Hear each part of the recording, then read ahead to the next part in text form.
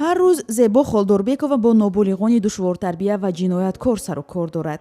ва ман ҳамеша як фикр дорам ки ноболиғ ин шахсе аст ки барои амалҳои худ ҳоло ҷавоб дода наметавонад. ӯ давоми 25 сол шеваи муносибат бо онҳоро такмилу танзим кардааст. он ҳам маъмулӣ нест.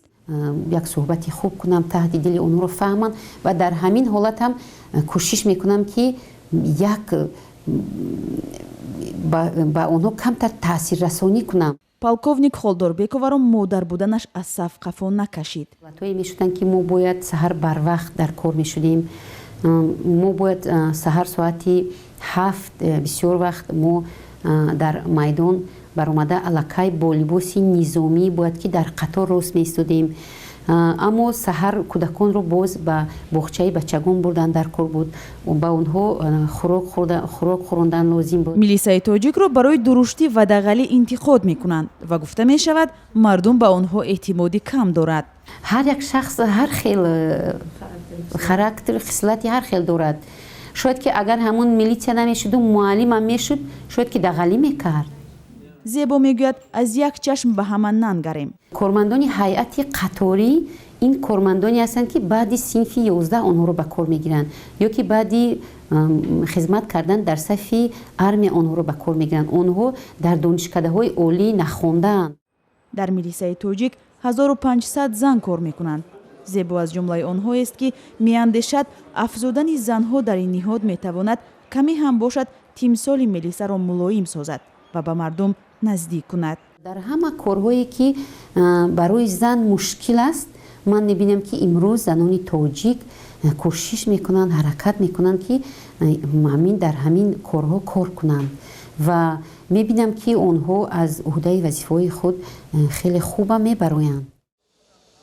аксари занҳо дар бахши ҳуҷҷатгузорӣ кор мекунанд. занҳои муфаттиш ва нозири минтақавӣ ангуштшуморанд. корҳое ки нисбатан масалан сабуктар аст, занони мо фаъолона масалан ширкат доранд. азиза давлатшоева, полковники милитсия, муаллимаи академияи вазорати корҳои дохила мегӯяд, бо вуҷуди он ки милиса як касби мардона шинохта мешавад, теъдоди зиёди духтарон ба ин касб рағбат доранд. на танҳо мардҳои зӯрбозу пайандозанд бо номи милиса, сари китфи занон ҳам медурахшад нишони сурхошоми милиса. имсол ба фарқ аз солҳои қаблӣ теъдоди донишҷӯёни академияи милиса зиёд шудааст. танҳо дар соли ҷорӣ 26 духтар донишҷӯи ин академия шуданд. баҳригул бобиева аз ноҳияи дарвоз мегӯяд, дар ҷомеа беадолатиҳоро мушоҳида кард ва барои рафъи он хост милиса шавад. вақте ки ман дар мактаб таҳсил мекардам, дар синфи 10-11 мехондам, ман як ҳодисаро бо чашми худам дидам ва шоҳиди ҳол гаштам ки чӣ тавр духтар аз ҷониби модари худ ба ранҷу шиканҷа дучор мешавад ва аз ин духтар тоқат намекунад ва ба шӯъбаи корҳои дохилӣ дар ноҳияи дарвоз муроҷиат менамояд. ва дар он вақт вақте ки ман таҳсил мекардам, аз ин ҳодиса хабардор шудам, дидам, як фикр ба худам кардам ки мумкин вақте ки ман дар ҳамин самт кору фаъолият мекардам, ҳоло метавонистам ки ба ин духтара кӯмак расонам.